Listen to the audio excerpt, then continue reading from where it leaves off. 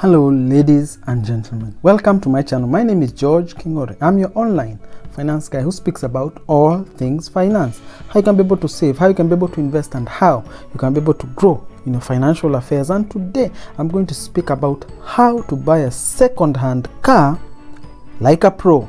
How do you go about buying a second-hand car and getting a good deal, avoiding the lemon cars and getting a car that you'll be able to use at a fair and considerably good price. So how do you go about it? And again, I'm going to speak about how to be able to go about checking that everything is okay. Of course, the first thing is to check the documents, check the ownership documents, ensure that the person who is selling you the car is the actual owner. They own the car and they have been using the car as a legal owner. Again, the other thing that you need to check is to ensure that the documents are up to date and are annexed with the government authority, so that it is not just paper but it is backed up by a record in the vehicle registration government, the government registrar who records all the owners of specific cars. So ownership documents are key. Then the other thing is a maintenance schedule. A maintenance schedule will be able to help you know whether the car has been actually maintained as per the schedule that has been provided by the manufacturer of the vehicle. Has certain components been changed? Has the timing belts, has the specific gear oil changes or oil changes been carried out as per the requirement of the manufacturer of the car? It is important so that you may be able to know whether the car was actually well maintained, because a poorly maintained car is a car that is just ready to break down, because maintenance helps to be able to run the car more efficiently, effectively, and at lower cost. So maintenance schedule, that is a fixed maintenance schedule that has been annexed every time the car has been taken for service. So maintenance schedule is highly important. Of course, the other thing is you need to check the oil and the coolant. The first thing that you check, open the bonnet of the car, look at the engine bay, check the oil of the car and the coolant. Ensure that there is no coolant that has leaked into the oil and there is no oil that has leaked into the coolant. If the coolant is not the color that is supposed to be, if you put your finger inside the coolant tank and touch and there is an oily slimy substance, then that car has leakage issues, and these leakage issues could cost you a lot of money. So ensure that there are no mixing of oil and coolant by checking the coolant tanks and the oil that is in the car, to be able to ensure that the oil is the right color, the coolant is the right color, and there is no mixing at all. Then the other thing is you need to check the electricals. Are the lights working? Are the bulbs working? Are the instrument panels of the car working? Are the indicators working? Every single electric component up to the radio, you should be able to check that everything is working. If something is not working, then you need to determine, is it something that is significantly big? Is it something that you can be able to repair? And how much would it cost? Again, remember, every time you check all these components and find something that is not working, it is something that you will be able to use to be able to reduce your cost of acquiring this car, assuming you end up buying this car. So electric check that all electrics are working. And if it is something that is not working, it is something that can be addressed. Of course, the other thing that is in connection with the car is the gearbox. Check that the gearbox is working. Check the gearbox oil. If you are driving the car for a test drive, ensure that all the gears that are selected are working. If it is an automatic car, ensure that the car is shifting smoothly and without any hesitation. Ensure that there is no drag when the engine is changing gears. Ensure that there is no issues with regards to change of gears. You can check the gear oil, smell it, touch a little bit of it and smell it. Ensure that it is not burnt. Ensure that it is not mixed with coolant or this other oil, because it has a characteristic color, either pink or otherwise as specified by the manufacturer of the oil or the car. Check that this oil is the right consistency, is the right color, it has no burnt smell, and it is actually enough for use in that car. If the oil is going low, it could mean that the car has actually had friction issues because of the low oil, and is a testament of the person who has the car has not properly maintained this car. So check the gearbox oil, because again, remember, engine and gearbox are one of the things that will make a car not be able to go, and the repair or the remaking or the remodeling of such would cost you a lot of money. And because it is a second hand, probably very cheap, it may not actually be worth to repair these items. Of course, the other thing is to run the engine while it is stationary. Allow the engine to run while it is stationary. This will be able to help you to know whether the engine has a good resting running phase, that the engine is not sputtering, that the fuel is being delivered well and on time, that the engine is able to correct itself, that the computer of the car is able to regulate the amount of fuel, the amount of air, the ignition, and timing them correctly to ensure that the engine is running effectively. Again, check the consumption pattern of this car. Is it over consuming fuel while stationary? This stationary running will be able to help you see. Again, while it is running, you could listen for any noises, any kinks, any funny wrinkling noises, anything with the belts. Are there any noises that you can be able to hear? Then check under the car. Are there any oil leaks that you can be able to see? Are there any issues that you can be able to spot while the car is on a stationary beat?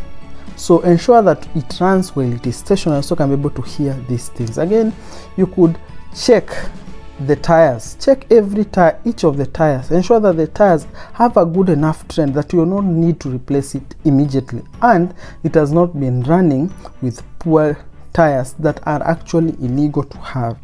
Ensure that you turn the tires and check at all the bushings, check at all the springs, all the coils, every suspension item. Check and ensure that nothing is broken and nothing is leaking and nothing is improperly working, because remember, sometimes dirt enters into these components and some of these issues can make you have to replace something that is going to be expensive. So check all the suspension components while the car is stationary. Again, when you're taking it for a test drive, you could be able to check these suspension components to ensure that there is no issues as regards to suspension, that there is no unnecessary wiggling, unnecessary movement, that the car is in stable condition when you make the turns, and any movements that you need as you are driving this car. Ensure that it is stable and safe on the road.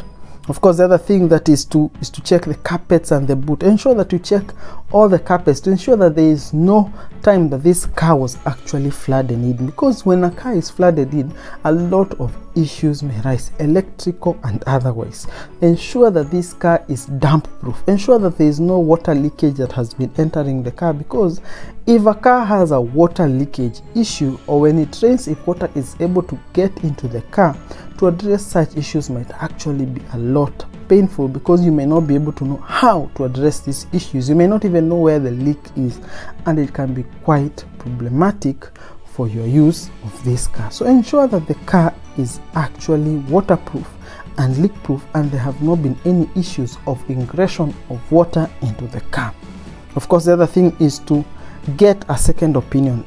Get a second opinion so that the person can be able to confirm what you assume of the car, so that if this professional gives a stamp that you can proceed with purchase of this car, then you can actually confirm and take purchase of this car. Again, they can help you spot the things you never spotted in your initial checkup. Take the time. Do not be in a rush, because every time you're in a rush to buy something, it is something that you're going to miss out on that could help you either negotiate the price downwards, or it could help you to avoid lemon cars that you might buy and may cost you more to run than you want in the initial phase. Of course, the other thing is to get a contract. If you are able to get at least some confirmation of some guarantee that says that the car will be able to be used free of certain defects and in use for like 6 months or whatnot. If you can be able to get a guarantee, then even better. But ensure that you are able to get all the information as regards to car purchase, and any limited guarantees that are still held by the manufacturer. You need to check and confirm all these things are there. So what do you see? What would you be able to see and not buy a car, a second-hand car? One would be if there is any technical changes on the car from the time they were in the manufacturer, the original equipment that was provided by manufacturer, if there are any specific changes that are more than proportionate. For example, if they have changed suspension significantly for what it was intended for, if they have changed the tires, if they have changed the tire sizes of that car, if the car is running with a new engine, if the car is running with an engine of a different model, if the car has many technical changes, then it is better you avoid this car, because you cannot even be able to repair, because this becomes a mashup of a new car that you may not know how to be able to maintain it. If it's any technical changes in the car that are significantly different from when it was new, then avoid this car. If there's any ingression of water or issues as regard to flooding in of the vehicle, avoid it, because certain issues of rust may be able to arise, and you do not want a rusted vehicle. You do not want an issue with a car that has water ingress that has caused electrical faults and issues. So these two items would force you not to buy this car. Again, the other thing is, if you cannot be able to clarify or determine that the person who is selling you the car is the actual owner of the vehicle, avoid that vehicle if you cannot confirm legitimately that that is the case. So avoid purchasing a car that ownership is actually questionable. Again, the other thing is, if you realize that this car was poorly maintained, if this car was not taken for the required scheduled maintenance issues, if they cannot even remember whether the car has ever been changed certain components, if they cannot remember the last time they took it for service, if there are no records or no receipts and anything like that, avoid such a vehicle.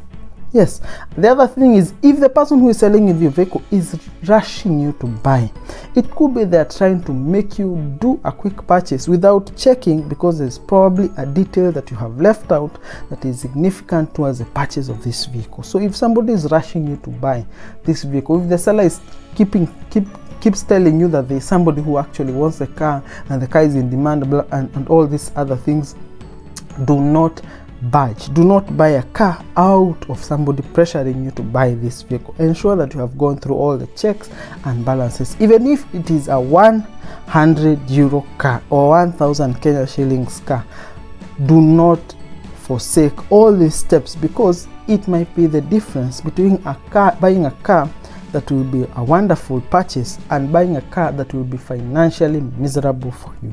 So thank you. I hope that you are learning, you are growing, and you are gleaning, and you are becoming better in your financial affairs. So thank you, and enjoy your day.